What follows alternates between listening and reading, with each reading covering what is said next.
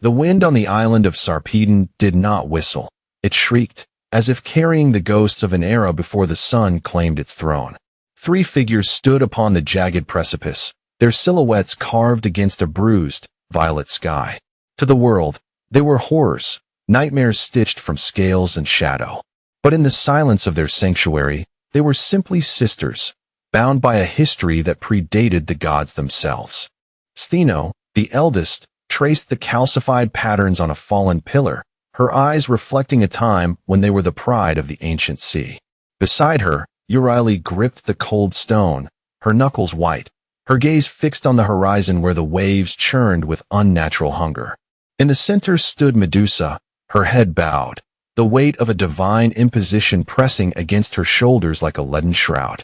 They come for the light. They fear what they cannot control, and they despise what they do not understand. Euryale turned, a flicker of ancient grief clouding her expression. They do not know the price of immortality. They call us monsters because we refuse to fade, because we are the living archives of their vanity. Medusa remained motionless, the air around her thick with a stifling, static tension. She was the youngest, the most delicate, and the one whose spirit had become the epicenter of a cosmic resentment. The sisters felt the atmosphere shift, a sudden, piercing cold that had nothing to do with the sea spray. Something was coming. Someone had dared to cross the threshold of their forbidden domain, not with prayer, but with a weapon forged in the hollow halls of Olympus. A rhythmic thud echoed from the forest edge, followed by the metallic click of a shield being drawn. The sisters froze. The hunt had begun, and the air grew deathly still. Then, a voice cut through the silence. Cold, precise, and devoid of mercy. I have found you. The memory of the transformation was not a sudden event, but a lingering eclipse that had permanently stained their existence. Before the divine decree shattered their world, they were sisters of the golden light, guardians of the ancient, sacred traditions that even the Olympians dared not touch. Then came the day the clouds parted, and a cold, judgmental shadow descended upon their home. Stheno remembered the sound, a crystalline chime that signaled the arrival of a power that demanded absolute submission. As the sky bled into shades of impossible indigo, she watched, helpless, as the vibrant warmth in her youngest sister's eyes was slowly replaced by a haunting, ethereal stillness. It was not a change of form, but a stripping away of identity, a forced metamorphosis designed to turn a living soul into a cautionary tale. Euryale stood beside her, her heart a fractured mirror reflecting the anguish she could not voice. They reached out, fingers brushing against skin that was beginning to harden, yet the barrier was invisible and absolute. The gods were not merely rearranging their essence. They were creating a puppet of suffering to satisfy a cosmic whim. For Stheno and Euryale, the horror was not in the physical alteration, but in the crushing realization that their bond, the only sanctuary they had ever known, was being systematically dismantled. They had been rendered as outcasts, their beauty reframed as a curse, their legacy rewritten by those who wielded the heavens as a weapon. Medusa, once the melody of their lives, had become a symphony of dissonance, her sorrow an unbearable weight that threatened to pull them all into the abyss.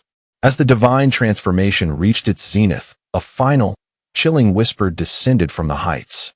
One would be left to bear the weight of time alone. The air grew heavy with a new, dark resonance. Something was changing. A shadow flickered in the periphery, and for a fleeting second, the sisters saw the reflection of their own destiny shimmering in the dark. It was the mark of the mortal. One of them was destined to fall, and the other two were destined to watch forever. The weight of immortality is not measured in years, but in the slow, agonizing erosion of the soul. For Stheno and Euryale, the passage of centuries became a blurred tapestry of solitude. They were relics of an older, wilder world, left to wander the desolate shores of Sarpedon as shadows of their former selves. While the stars above shifted and kingdoms crumbled into dust, the sisters remained trapped in a perpetual, frozen twilight, their existence an endless echo of that singular, devastating moment of transformation. But Medusa was different. In the cruel architecture of the gods, she had been granted the one thing they deemed a tragedy, the gift of the mortal coil. To her sisters, this was a paradox that clawed at their reason. They watched her with a mixture of profound envy and protective sorrow. Medusa could fade. She could return to the silent embrace of the earth and escape the crushing memory of who they once were. They, however, were condemned to remember everything. Why her? Euryale would ask the deafening wind, her voice a fragile thread in the vast, empty cavern of their sanctuary. Why is she the only one allowed to find the quiet peace of the end? Stheno had no answer. She merely watched, her own heart a fortress of stone, guarding the secret that kept them anchored to this wretched life. They were the eternal witnesses, forced to bear the full burden of their shared history. Yet, as the eons deepened the lines of their grief, a terrifying truth began to surface from the depths of their intuition. The gods had not left them immortal by accident. They were being kept as vessels for a purpose that transcended their own suffering. The silence of the cave was suddenly shattered. A soft, rhythmic vibration began to pulse beneath their feet, growing stronger with every passing second. It was the sound of a heartbeat, but not one of theirs. Something had just crossed the threshold of the island, carrying a scent of cold iron and divine ambition. Medusa stepped forward, her eyes wide, as a single, polished shield caught the faint light, and reflected a face that was no longer theirs to recognize. The hunter was no longer in the shadows. He was standing right in front of them. The intruder did not move like a man. He moved like a whisper through a graveyard, methodical and chillingly precise. Perseus navigated the labyrinthine entrance of the Gorgon's sanctuary with the calculated grace of one who had been guided by the divine. He carried no grand banner of heroism. Instead, he bore tools of cold, reflective perfection, his eyes averted from the terrors that lay ahead. To the sisters, he was not a conqueror, but a thief, a ghost sent by the heavens to finish a design they had been forced to endure for an eternity. Stheno and Euryale hovered in the periphery of the light, their forms shifting like smoke in the damp air. They felt the intruder heartbeat, a frantic, rhythmic pulse that betrayed his human fear, even as he cloaked himself in stolen grace. He was an interloper in a sanctuary of sorrow, a pawn navigating the board of the gods with a confidence that felt like a desecration. He did not know that their strength was not in their reach, but in their shared, undying memory of every tear shed and every prayer ignored. Medusa stood still, her presence a silent storm of resignation. She did not raise a hand to ward off the encroaching shadow. She felt the heavy, metallic tang of the weapon he carried, a blade forged in the hearth of Olympus, cold and unyielding.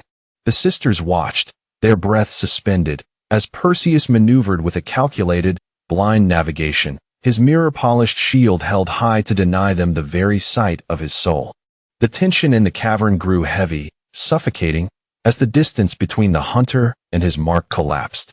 Just as the metallic glint of the divine instrument crested the threshold of their final sanctuary, Medusa turned her gaze toward the light, and for the first time, she did not look away. The shield began to tilt, and the silence broke into a deafening, final roar. Time itself seemed to fracture as the shield reflected the truth that the gods sought to erase. In that suspended heartbeat, the sanctuary of Sarpedon became a theater of cosmic indifference.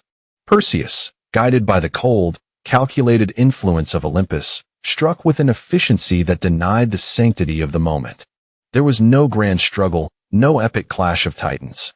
There was only a swift, blinding realignment of destiny that silenced the chamber forever. As the light in Medusa's eyes dimmed, the connection that had bound the three sisters for an eternity snapped with the force of a collapsing star. Stheno and Euryale did not scream with human vocal cords. They unleashed a primal, discordant harmony, a sonic rupture that shattered the very pillars of their island home. It was the sound of a universe mourning its own cruelty. Their grief was not a weakness. It was a devastating, raw manifestation of their immortality, a wave of pure sorrow that rippled outward, turning the sky to ash and the sea to glass. They stood amidst the ruins, their forms shimmering with a terrifying, ethereal instability. They were no longer guardians. They were the embodiment of an ancient, unhealed wound. Perseus, caught in the wake of their agony, stumbled backward, the stolen trophy of his heroism feeling like a heavy, leaden weight in his grip. He had fulfilled his task, Yet he was utterly hollow, a tool discarded the moment his purpose was served. But as the dust of the collapsing sanctuary settled, a chilling realization took hold. The sisters had not fallen. They had instead begun to change, their figures elongating and darkening, weaving themselves into the very fabric of the shadows. The air grew frigid, and the ground began to pulse with a new, vengeful rhythm. They were no longer seeking a way out. They were initiating a hunt that would span the ages.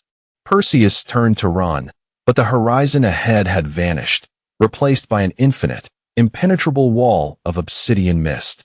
The hunt never truly ended. It merely retreated into the folds of human history, where it continues to pulse in the shadow of every victor's tale. Perseus vanished into the golden annals of legend, his name carved in marble, his hubris masked by the songs of poets. But Stheno and Euryale remained, not as monsters to be feared, but as the eternal echoes of a grief that refused to be silenced. They became the architects of a silent, haunting legacy, a reminder that for every hero crowned by the gods, there exists a profound, unspoken cost buried beneath the foundations of their triumph. We often gaze at the myths and see only the conquerors, the polished shields, and the triumphant return. Yet, the true weight of history lies in the stories of those left standing in the ruins, condemned to bear the memory of what was lost. The sisters are the embodiment of that persistence, a living testament that some wounds do not mend with the passage of time. They simply transform into a part of the landscape. Their immortality, once envisioned as a divine blessing, revealed itself to be the ultimate test of endurance, a lonely vigil over the remnants of a world that moved on without them. They teach us that there is a quiet power in refusing to fade, a dark, solemn dignity in carrying the legacy of those who were extinguished by the whims of the powerful. So, as the legends fade and the dust settles upon the marble monuments of antiquity, ask yourself, who are the real architects of memory? Is it those who write the history, or those who endure it? In the end, we are all just echoes in the dark, searching for our own meaning in the silence of an uncaring universe. The sisters remain, watching, waiting, and reminding us that while heroes may capture the light, it is the forgotten who hold the keys to the truth.